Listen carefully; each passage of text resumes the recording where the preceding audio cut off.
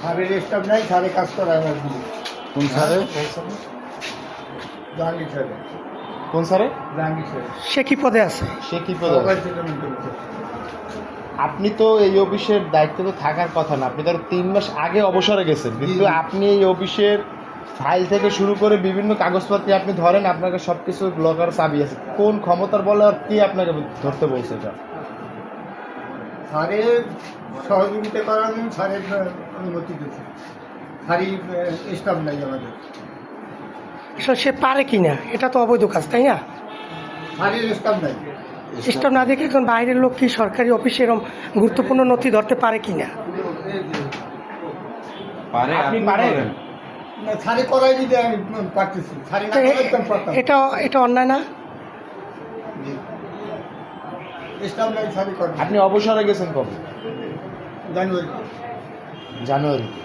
তাহলে কত মাস হলো অবসরে গেছেন? এই 4 মাস।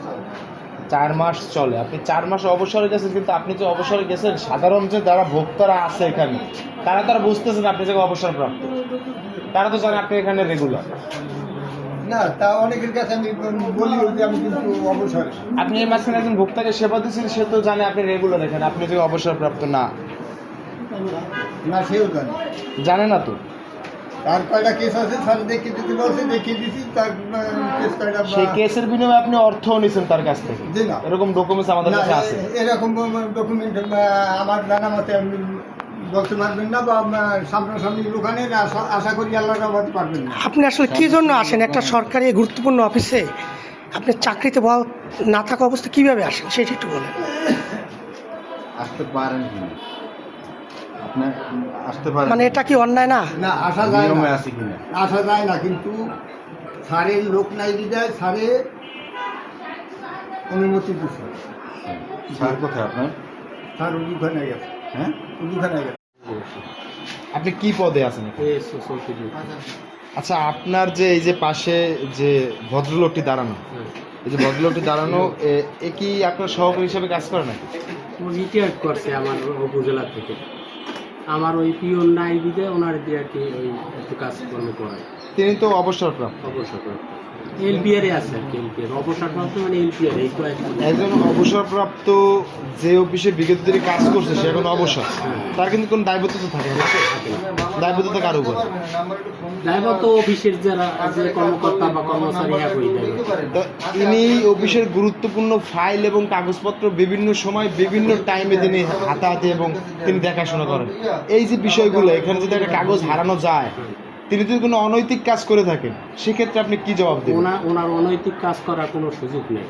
যেমন কিভাবে আপনি বলতে পারেন আপনার গ্যারান্টি, কিভাবে কি গ্যারান্টি বলতে পারেন? ওনার কাজ খালি ফাইল উঠিয়ে দেওয়া বা ই করা। উনি অনৈতিক কোনো কাজ করার সুযোগ নাই ওনার।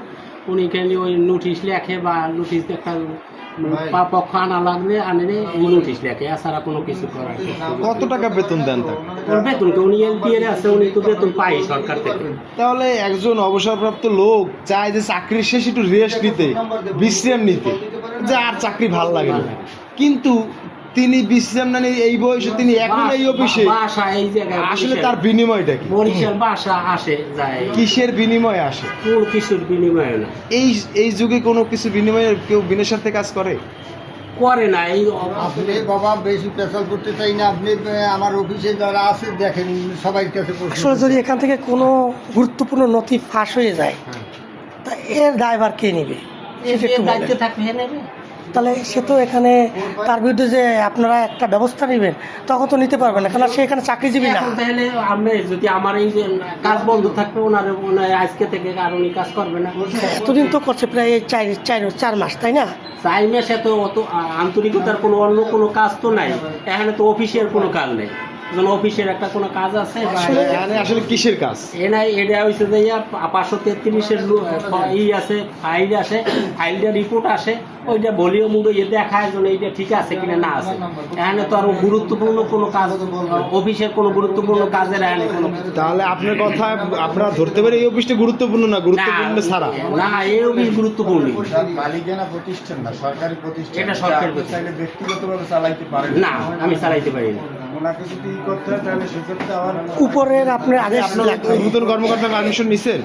এরা উর্দু তো কর্তৃপক্ষ বলা হয়েছে যেন উনি কয়েকদিন কাজ করে, কয়েকদিন উনি 4 মাস যাবত এখানে কাজ করে। 4 মাস করে না, ওই মাঝে মাঝে ওনার আসে, বক্তব্য। মাঝে মাঝে আসে, মাঝে আসে। মাঝে না না, মাঝে আসে। আমাদের কাছে ভিডিও আছে 3-4 দিনের, সে 3-4 প্রতিদিনই দিনের আসে, হ্যাঁ। সে 3-4 মানে দিনের, সে প্রতিদিনই আসে, এরকম ভিডিও আছে। আছে উনি এখন এখন থেকে আরামে আসেন না এই অফিসে। ও, ঠিক আছে, ঠিক আছে। এখন থেকে আরামে এটা জোনালের দ্বারা যাই।